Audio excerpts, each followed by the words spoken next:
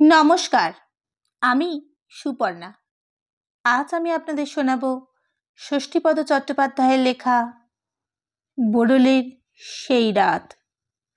যদি আমাদের গল্প পাঠ আপনাদের ভালো লাগে তাহলে লাইক করে দেবেন, শেয়ার করে দেবেন এবং অবশ্যই সাবস্ক্রাইব করে দেবেন। চলুন শুরু করা যাক। বোড়ালের সেই রাত। 30 বছর আগেকার কথা। 24 পরগনা জেলায় বোড়াল গ্রামে আমার এক বন্ধু ছিল। তার নাম কমলেশ। কি একটা অনুষ্ঠানে নিমন্ত্রিত হয়ে আমরা 3 বন্ধু গিয়েছিলাম কমলেশদের বাড়িতে। অজয়, সুশান্ত এবং আমি। এখানকার বোড়াল গ্রামকে দেখে তখনকার সেই গ্রামের কথা কিন্তু কল্পনাতেও করতে পারবেন না কেউ। সেই প্রবীণ মানুষদের যদি কেউ এখনো বেঁচে থাকেন তাহলে তিনিই বলবেন, আমি একটুও বাড়িয়ে বলছি না। এই গ্রামের গাছপালা তখন এত ঘন ছিল যে বাইরে থেকে দেখে এটাকে তখন কোনো গ্রাম নয়, একটা দুর্ভেদ্য জঙ্গল বলেই মনে হতো। যাই হোক, ওখানে গিয়ে বিকেলের দিকে গ্রামের আনাচে কানাচে ঘুরে বেড়াবার সময় হঠাৎ গ্রামের প্রান্তে একটা ভাঙা বাড়ি দেখে অবাক হয়ে গেলাম। কি চমৎকার বাড়ি! কোনো রাজা মহারাজের ছিল বোধহয়, কিন্তু এখন তার এমন হতশ্রী চেহারা যে দেখলে দুঃখ হয়। বসবাসের অযোগ্য তো বটেই, বাড়িটার দিকে তাকিয়ে ভাবতে লাগলাম, এত জায়গা থাকতে এই গ্রামের ভেতর কবে কোন মানধাত্তার আমলে কে যে এই বাড়ি তৈরি করেছিলেন তা কে জানে। সবচেয়ে রহস্যময় ব্যাপার এই যে বাড়িটি পরিত্যক্ত এবং বসবাসের অযোগ্য হলেও এর কাঠামো এমন মজবুত যে একে সরালে আবার তার পূর্ব রূপে ফিরে যাবে। ছাদের আলসের কার্নিশ এখনো অক্ষত, অর্থাৎ ভাঙা বাড়ি কিন্তু ধ্বংসস্তূপ নয়। পরিত্যক্ত বাড়ি, তবু ফেলে দেওয়া নয়। বাড়িটার দিকে কৌতূহলী চোখে চেয়ে থাকে পায়ে পায়ে সেদিকে এগোতেই বাধা দিল কমলেশ। হাত ধরে বলল, আর না বন্ধু, আর এগিয়েও না। কেন? বাড়িটার একটু বদনাম আছে। সে তো সব বাড়িই থাকে, যেখানে যত পোড়ো বাড়ি আছে সবেরই বদনাম। তাই বলে এমন চমৎকার বাড়িটাকে একবার ভেতরে ঢুকে দেখা যাবে না? কেউ ঢোকে না ও বাড়িতে। কেন? ভূতের ভয়ে? ও বাড়ির ভেতরে ঢুকলে ভূতে গলা টিপে মারবে? ঠিক তাই, ভূতে এসে গলা টিপে মারবে কিনা জানি না, তবে ভূতের বাড়ি ওটা। ভূতের বাড়ি?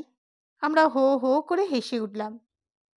এরপর যা হয়ে থাকে সচরাচর, এক্ষেত্রে তাই হলো।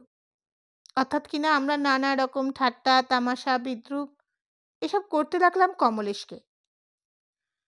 কমলেশ একটুও উত্তেজিত হলো না, বরং হেসে বলল, দেখো ভাই, আমরা গ্রামে থাকি, তোমরা তো আমাদের মানুষের মর্যাদা দিস না, ভাবিস কুসংস্কারে আচ্ছন্ন কিছু দুপেয়ে জীব, বুঝি ওগুলো। কিন্তু জেনে রাখ, যা বলছি তা মিথ্যে নয়। সাহস থাকলে পরীক্ষায় দেখিস। অবশ্য পরীক্ষা না করাটাই ভালো, কারণ তোদের মতো গোয়ার গোবিন্দ যে 2-1 পরীক্ষা করতে গেছে তারা এমন শিক্ষা পেয়েছে যে হাড়ে মুখো হয়নি। অজয় বলল, তাই নাকি? তাহলে তো পরীক্ষা করতেই হচ্ছে। অবশ্য তোর কথা যে একেবারে উড়িয়ে দিচ্ছি তা নয়, তবে কি জানিস, যেখানেই যাই, সে গ্রামেই যাই, পোড়ো বাড়ি দেখলেই শুনি ভূতের উপদ্রবের কথা। মাঠের মাঝখানে বেলগাছ থাকলেই শুনি সে গাছে নাকি ব্রহ্মদৈত্য আছে। আর মাছ ভর্তি পুকুর দেখলেই শুনতে পাই এর পারে রাত দুপুরে ভূত ঘোরে। যারা মাছ ধরে তাদের কাছে ঘ্যান ঘ্যান করে মাছ চায়। কাজেই এই ব্যাপারগুলোতে আর আমাদের আস্থা নেই। তাই ভাবছি তোদের দেশের এই পোড়ো বাড়িতে এক রাত কাটিয়ে ভূত জিনিসটা আসলে কি তা একবার দেখে যাই। কমলেশ বলল, না, তোদের মতো অবিশ্বাসী ছেলেদের এদিকে নিয়ে আসাই ভুল হয়েছে। আমি বললাম, খুব রেগে গেছিস মনে হচ্ছে। রাগের কি আছে? সুশান্ত বলল, বেশ তো, আমরা কোনো পরীক্ষা চাই না, শুধু গোয়ার্তুমি করে এক রাত এই বাড়িতে থাকতে এসে উচিত শিক্ষা পেয়েছে এমন একজনের সঙ্গে অন্তত আমাদের পরিচয় করিয়ে দে। কমলেশ এবার আমতা আমতা করতে লাগলো। সুশান্ত বলল, তার মানে এমন কারোর নামও তোদের জানা নেই, যে লোকটা প্রত্যক্ষদর্শী, যে কিছু একটা বলতে পারে, অথচ অত বড় বাড়িটাকে ভূতের বাড়ি আখ্যা দিয়ে চোর ডাকাতের ঘাঁটি করে রেখেছিস তোরা। আমি বললাম, আজ রাতেই এই রহস্যের উন্মোচন করতে চাই আমরা। কমলেশ বলল, দোহাই, আজ নয়। একটা কাজের বাড়িতে এসেছিস, খেয়ে দিয়ে আনন্দ করে যা। পরে যখন হোক, যেদিন হোক আসবি। কথা দিচ্ছি আমি নিজে সাহায্য করব তোদের। বেশ, তাই হবে। নতুন একটা অ্যাডভেঞ্চারের মনোভাব নিয়েই আর একবার এখানে আসবো আমরা। তখন যা হয় হবে। বেলা গড়িয়ে আসছে তখন। আমরা ওই ভুতুড়ে বাড়ির দিকে না এগিয়ে অন্য পথ ধরলাম। মাসখানেক পর আবার একদিন কমলেশের সঙ্গে ওদের গ্রামের বাড়িতে এসে হাজির হলাম আমরা। ওর বাড়ির লোকেরা তো দারুণ আপত্তি করলেন আমাদের মতলব শুনে। সবাই অনেক করে বোঝালেন এই কাজের ঝুঁকি না নিতে, কিন্তু আমরা কারোর কথাই কানে তুললাম না। যথারীতি ওদের বাড়িতে খাওয়া দাওয়ার পর একটু বেলাবেলি তিন বন্ধুতে এসে হাজির হলাম সেই পোড়ো বাড়িতে। এলো না শুধু কমলেশ, সেই আগেই বলেছে, দেখ ভাই, আমি ওসব পরীক্ষা টরীক্ষার ব্যাপারে নেই। ও বাড়ির ঘটনার কথা আমার অজানা নয়, কাজেই জেনে শুনে বিষপান আমি করব না। তবে তোরা যেতে চাইছিস যা। কেউ যদি নিজের থেকে মরতে চায়, তাহলে আর কি ক্ষমতা আছে তাকে বাঁচাতে পারে? এই কথা মতোই আমরা এলাম। ঠিক হলো, এক রাত এই পোড়ো বাড়িতে থেকে পরদিন সকালে ফিরব। তবে আমাদের এই থাকা থাকিতে কোনো বাজি টাজির ব্যাপার ছিল না, শর্ত ছিল সততার।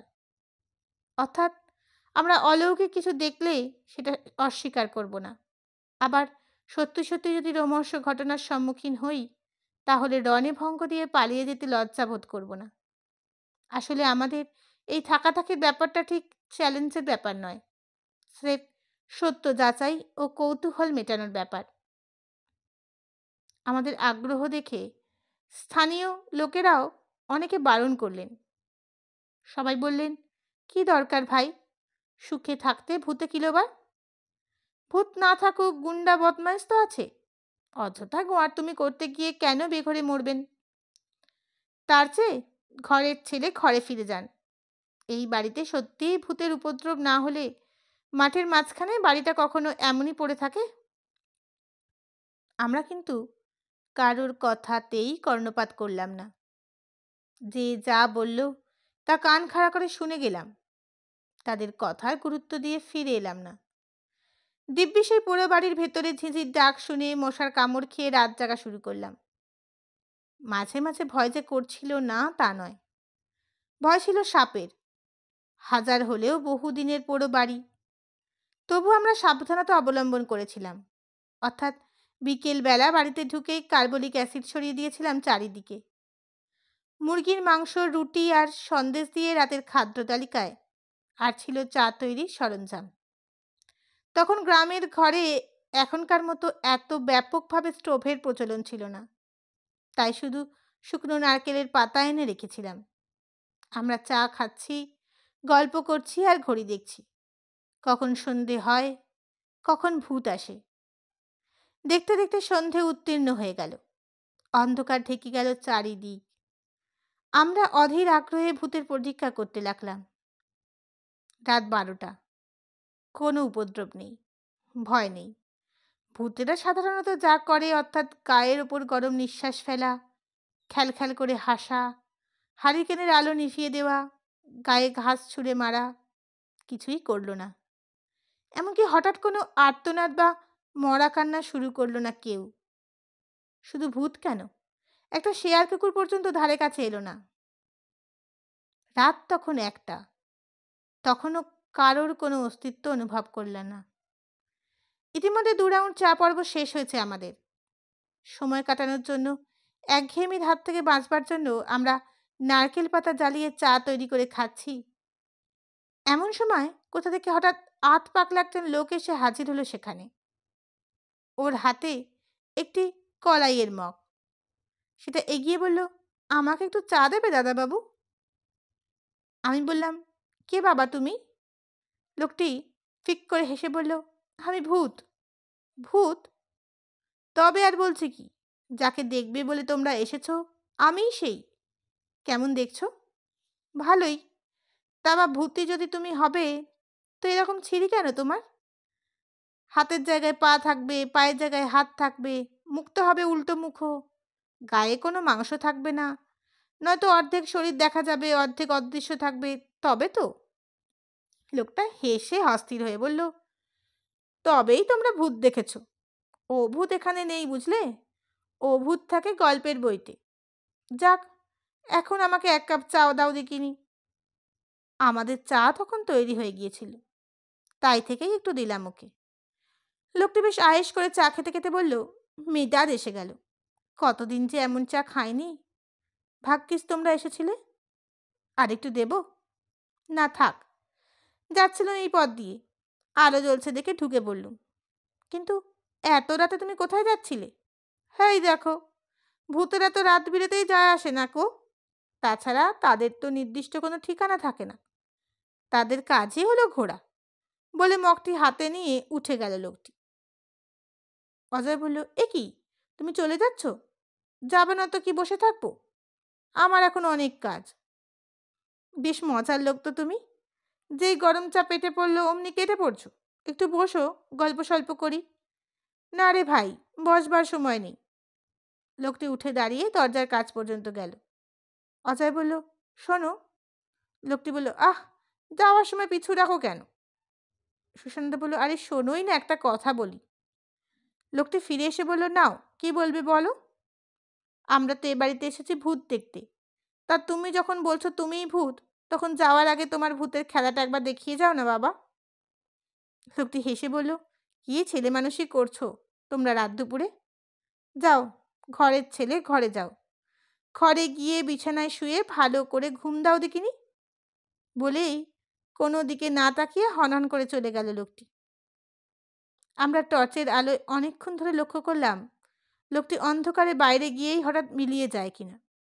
কিন্তু না, সে দিব্যি খোশ মেজেছে কখনো নাচতে নাচতে দূরের গ্রামের দিকে চলে গেল। রাত দুটো।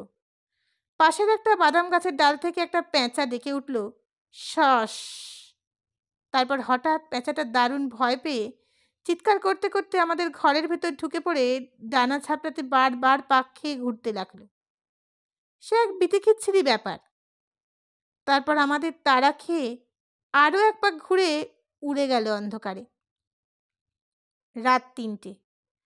আমরা আর একবার চা খেলাম। ভোর 5টা। সবে আলো ফুটি করছে। গাছের ডালে একটি দুটি করে পাখি ডাকছে, কিন্তু কই, না এলো কোনো ভূত, না কোনো জন্তু জানোয়ার। আমরা নিজেরাই এবার দারুণ বিরক্তিতে নিজেদের মধ্যে বলা বলি করতে লাগলাম, শুধু শুধু ওই গেঁয়ো ভূতগুলোর কথা শুনে রাতের ঘুম নষ্ট করে ভূত দেখতে না এলেই হতো। কি দেখলাম? কিছুই তো না। মাঝখান থেকে মশার কামড় খেলাম, ঘুম হলো না, শরীরও খারাপ হলো। চত্ব সব। দেখতে দেখতে ভোর হলো। আমরা তল্পি তল্পা গুটিয়ে পুরো বাড়ির বাইরে চলে এলাম। বেশ কিছুটা পথ আসার পর দেখলাম কমলেশ এবং গ্রামের 2-3 লোক আমাদের অবস্থা দেখার জন্য এদিকেই আসছে। কাছাকাছি এসে মুখোমুখি হতেই অবাক বিস্ময়ে আমার দিকে তাকিয়ে রইল ওরা। এমনভাবে তাকালো যেন আমাদের দেখেইনি কোনোদিন। ভয় বিস্ময় কি না ছিল ওদের চোখে, যেন আমরাই ভূত। তাই ভয়ে ভয়ে আমাদের ভূত দেখছে। একদিন জিজ্ঞাসা করল, রাত্রে আপনারা ভয় টয় পাননি তো? না। তেনাদের কোনো উপদ্রব হয়নি? না। কিছুই দেখেননি আপনারা? হ্যাঁ দেখেছি আমরা, একটা ঘোড়ার মাথা আর হাতির মুন্ডু। তা তো দেখবেনই বাবু, হাজার হলেও রাজা রাজার বাড়ি, হাতি ঘোড়া কত কি ছিল। আর একজন বলল, আরে বুঝছো না কর্তা, বাবুরা আমাদের বিদ্রূপ করছেন। আমি রেগে বললাম, করবই তো, শুধু শুধু তোমাদের বুজরুকিতে উত্তেজিত হয়ে এই যে একটা পোড়ো বাড়িতে ফালতু একটা রাত কাটালাম, এর খেসারত কে দেবে? এইভাবে মানুষকে ধাপ্পা দেওয়ার কোনো মানে হয়? আরেকজন বলল, ধাপ্পা দেবো কেন? যা আমরা বারবার শুনে আসছি তাই বলেছি। তাছাড়া আমরা তো আপনাদের পায়ে ধরে সারতে চাইনি ও বাড়িতে রাত কাটাবার জন্য, বরং আপনাদের ভালোর জন্য আমরা বারবার বারণ করেছিলাম। আপনারা তো শুনলেন না। আমরা লোকের মুখে শোনার কথার ওপর ভিত্তি করে কেউ ঢুকি না ও বাড়িতে। আমি বললাম, বেশ, এবার আমরাও এই বাড়িতে এক রাত থেকে তো প্রমাণ করে দিলাম যে তোমাদের শোনা কথার কাহিনী কত ভুল। এবার থেকে নির্ভয়ে যাবে ও বাড়িতে। ভূত তোমাদের ভয় দেখাবে না, মেরে ফেলবে না, খেয়েও নেবে না। কমলেশ একটা দীর্ঘশ্বাস ফেলে বলল, সবই তো হলো, কিন্তু একটি রাতের ভুলের মাসুল যে তোমাদের কঠিন মূল্য দিতে হলো, তা কি তোরা এখনো বুঝতে পারিসনি? কিরকম? তোরা একবার খুব ভালো করে নিজেদের চেহারাগুলো দিকে তাকিয়ে দেখতো। কমলেশের কথা শুনে আমরা সবাই সবাইয়ের দিকে তাকালাম। সত্যি তো, এ কি চেহারা হয়েছে আমাদের! আমাদের বন্ধুদের মধ্যে অজয় ছিল অত্যন্ত রূপবান, কিন্তু তার সেই চাঁপা ফুলের পাপড়ির মতো গায়ের রং হঠাৎ এত কালো হয়ে গেল কি করে? ওর বাঁশির মতো লম্বা নাকটা যে টিয়া পাখির ঠোঁটের মতো বেঁকে গেছে। তাছাড়া ওর দু কানের মাকড়ি, হাতের বালা কোত্থেকে এলো? যেন অরণ্যবাসী এক ভিল যুবক। আর সুশান্ত, এই এক রাতে ওর মাথার চুলগুলো সব পেকে গেছে, ঠিক যেন ৮০ বছরের বুড়ো। গায়ের চামড়াতেও কোচ পড়েছে। সামনের শাড়ির কয়টা দাঁত নেই। না না, এ হতে পারে না। এ নিশ্চয়ই কোনো ইন্দ্রজালের ব্যাপার। এ যদি ওদের অবস্থা হয়, তাহলে আমার অবস্থা কি হয়েছে? সামনে একটা আয়না থাকলে অবশ্য নিজেকে দেখতাম, কিন্তু এ কি? আমার হাতে তো রক্ত এলো কি করে? ঠিক মনে হচ্ছে আমি যেন কাউকে খুন করে এসেছি। তাছাড়া আমার সেই জামা, প্যান্ট, জুতো কিছুই তো নেই। তার বদলে এ কি? ময়লা চিরকুট ভুটানিদের মতো পোশাক, পায়ে ছেঁড়া নাগরার জুতো, যেন এইমাত্র কোনো চা বাগান থেকে বেরিয়ে এসেছি। সবচেয়ে আশ্চর্য ব্যাপার, আমার কোমরে একটা রংচটা কলাইয়ের মগ ময়লা দড়ি দিয়ে বাঁধা, যে মগটায় কাল রাত্রে সেই অদ্ভুত লোকটা চা খেয়ে সেটা হাতে নিয়েই চলে গিয়েছিল। এও কি সম্ভব?